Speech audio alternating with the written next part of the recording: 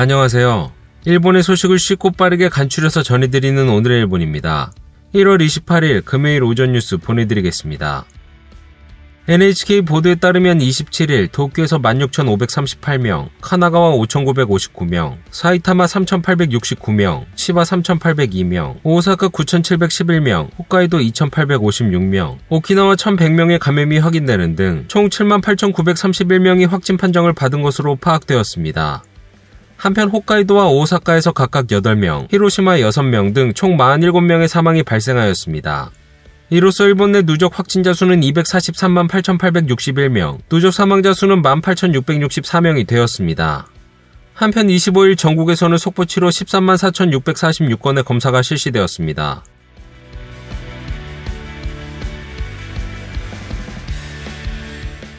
이날 도쿄에서 확인된 신규 감염자는 16,538명으로 지난주 목요일에 8,638명보다 7,900명 증가하였습니다. 최근 일주일 감염자 수 평균은 11,762명입니다. 한편 이날 70대와 90대 남성 3명의 사망이 발생하였으며 중증 환자는 18명으로 파악되었습니다. 이로써 누적 확진자 수는 51만 5,087명, 누적 사망자 수는 3,193명이 되었습니다. 다음 소식입니다. 도쿄에서 이날 확인된 신규 감염자는 16,538명으로 3일 연속 사상 최다를 경신하였습니다. 이날 열린 모니터링 회의에서는 향후 감염자 수의 추산이 보고되었습니다.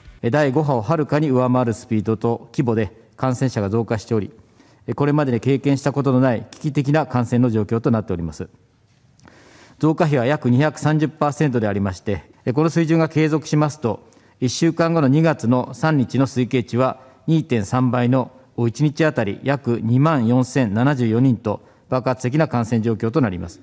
중증 환자는 18명, 병상 이용률은 44.4%로 코이키 지사가 긴급사태 선언을 요청하는 기준으로 삼고 있는 50%가 눈앞으로 다가왔습니다. 緊急事態の話ですけれども、専門家の皆さんの意見も交換しながら、自宅宿泊療養を含む全体的な医療提供体制の状況や社会活動への影響など確認しながら総合的に検討したいというふうに考えております。 이날부터 홋카이도나 칸사이 3부현, 후쿠오카 등 18개 부현의 만연방지 등 중점 조치가 적용되며 대상 지역이 34개 도도부현으로 확대되었습니다. 감염의 급격한 증가는 점차 사회활동까지 영향을 미치고 있습니다. 도쿄에서는 초등학생을 대상으로 한 지원 제도를 시작한다고 발표하였습니다. 今小学校とか学童保育が次々と臨時休業になっているというそういう状況に鑑み、小学生のですね居場所の確保が重要になってきます。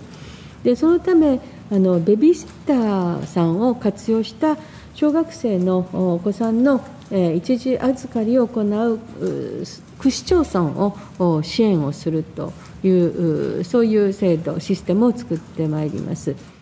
또 50세 미만으로 중증화 리스크가 낮은 자택 요양자는 스스로 건강 관찰하도록 지원 방식을 변경하였습니다. 自宅療養のサポートセンター、これ、略称でうちサポ東京としたいと思いますけれども、こちらを新設をいたします。自宅療養者で体調が変化した、会食が届かないなどといったところでご連絡をいただくということ、24時間最大で300回線を準備をいたします。1時間ほど前に熱を測ったんですけども、ちょっとまだ熱がありそうなのでもう一回。今8度9分ですね。全然熱が下がらない状態です。 도내에 거주하는 부모와 아이가 2명인 4인 가족. 최초 아이의 어머니가 확진 판정을 받은 뒤 뒤이어 아버지, 그리고 이날 아이 2명까지 확진 판정을 받았습니다. 현재 가족 전원이 자택 요양 중에 있습니다.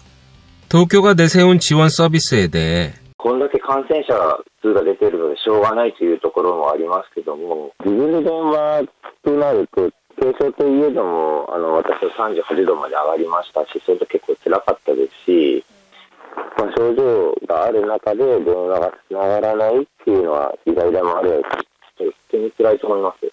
반면 이점도 있다고 합니다. 妻は妻の対応で、私はまた別の対応だと言われてしまって、その時子供さんの件も聞いたりしましたか？聞いたんですけども、それも同じで、また別の対応だっていう形になっています。一つの過程として報告が1回で済むのはすごいとても助かると思います。 한편 대책에 입고가 되는 항원 검사 키트의 부족에 대해 정부는 공급처에 우선순위를 부여할 방침을 나타냈습니다. まず発熱等の症状のある方に対して行政検査を行う医療機関や保健所に対する供給を優先するように1月20日に事務連絡を発出しまして、医薬品卸売業者およびメーカーに協力を依頼しました。外来受診前検査のためのキットを配布する薬局等に対する供給も優先をいたします。濃厚接触者で社会機能維持者、エッセンシャルワーカーである方が待機期間を短縮するために実施する検査のための需要にも適切に対応してまいります。今回の措置は発熱等の症状が出た場合に確実に検査を受けられるようにするためのものでありまして、抗原定性検査キットの供給が増加するまでの当面の措置でありますので、この趣旨をご理解いただきまして、ぜひご協力をいただきたいというふうにお願いを申し上げます。 다음 소식입니다.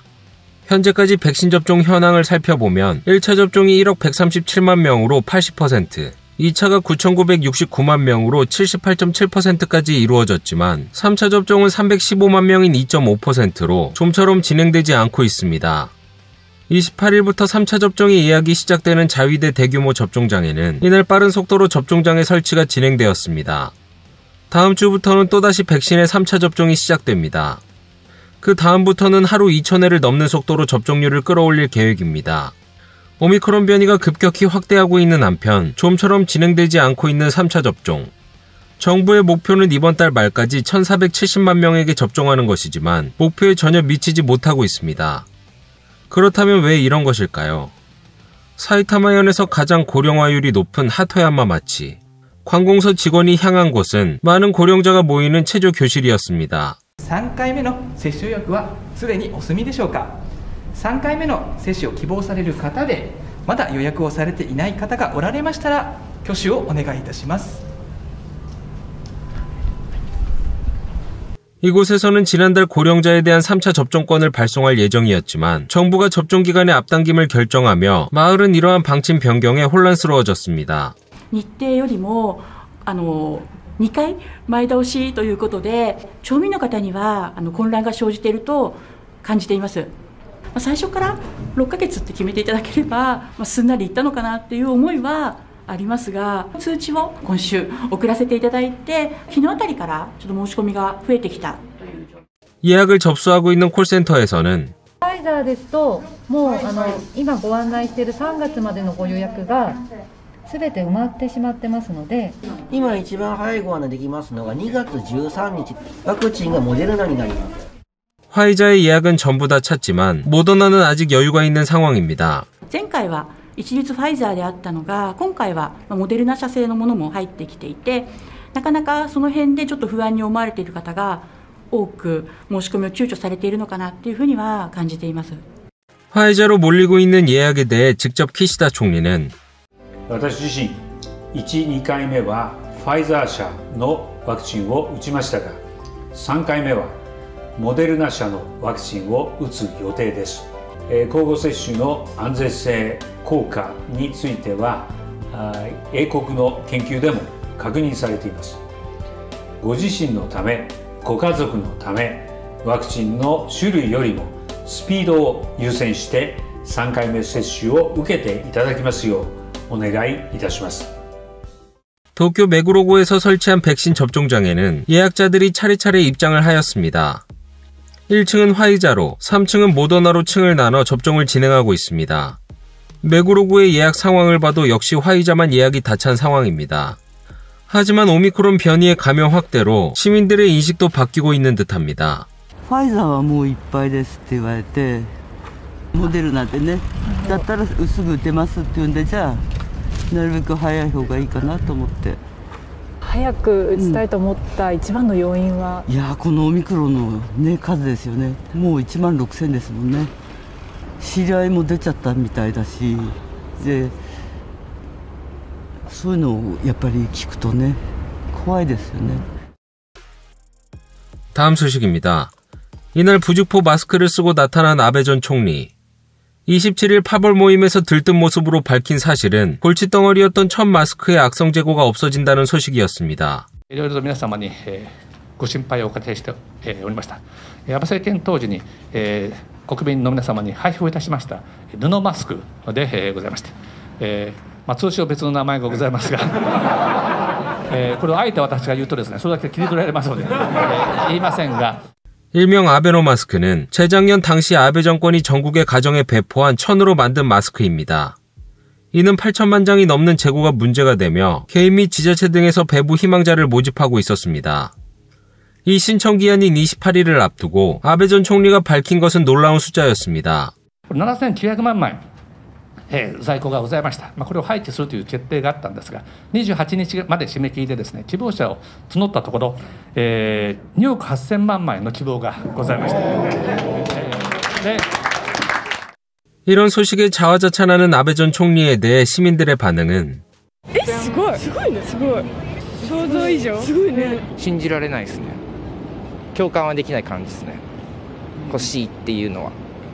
아베노 마스크를 둘러싸고는 아이의 명찰로 쓰는 등 원래 용도와는 다르게 리메이크하는 등 다양한 아이디어로 재활용하는 움직임이 확대되기도 하였지만 보관 비용이 6억 엔이나 소요되었다는 점에서 키시다 총리는 배부 희망자를 모집한 후 재고는 폐기를 결단하였습니다. 아베 정권의 마이너스 유산이었던 악성 재고 문제의 장기화는 피하게 되었습니다. 희망자가 쇄도하는 상황에 아베 전 총리는 7900万枚しかございませんので、量を区切ってですね、ということでございます。もっと早くやっておいていただければよかったのかなと、こう思うところでございました。せっかくの機会でございますから、これが報道されるかどうかは分かりませんが、あえて申し上げておきたいと思います。一切使ってないです。小さすぎるのと、苦しそうなイメージ。つけてました。つけ心地はフィット最高でした。 아베노 마스크의 등장 당시를 훨씬 웃도는 감염의 급격한 확대 가운데 아베노 마스크의 재고는 겨우 사라지려고 하고 있습니다. 다음 소식입니다. 대학 입학 공통 테스트의 시험 문제를 유출한 사건으로 27일 오전 오사카부에 거주하는 19세의 여대생이 경찰서에 출두한 사실이 밝혀졌습니다. 수사 관계자에 따르면 시험 문제를 유출했다고 보여지는 오사카부의 여대생은 경찰에 출두 후 가족들과 상의하고 출두하겠다고 했다. 제가 혼자서 했다라고 이야기했다고 합니다.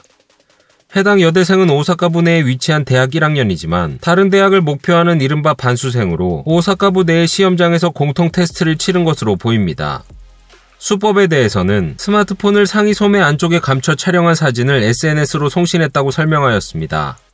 여대생은 시험지를 동영상으로 촬영하고 그 후 30장 정도의 이미지를 만든 것으로 추정되고 있습니다. 해당 학생은 합격할 자신이 없어 부정행위를 했다는 등 반성하는 모습인 것으로 알려졌으며 경시청은 자세한 경위를 파악하고 있습니다. 오늘의 일본 소식은 여기까지입니다. 시청해주셔서 감사드리며 즐거운 하루 되시길 바라겠습니다. 저는 또 새로운 소식으로 찾아뵙도록 하겠습니다. 이그저TV였습니다.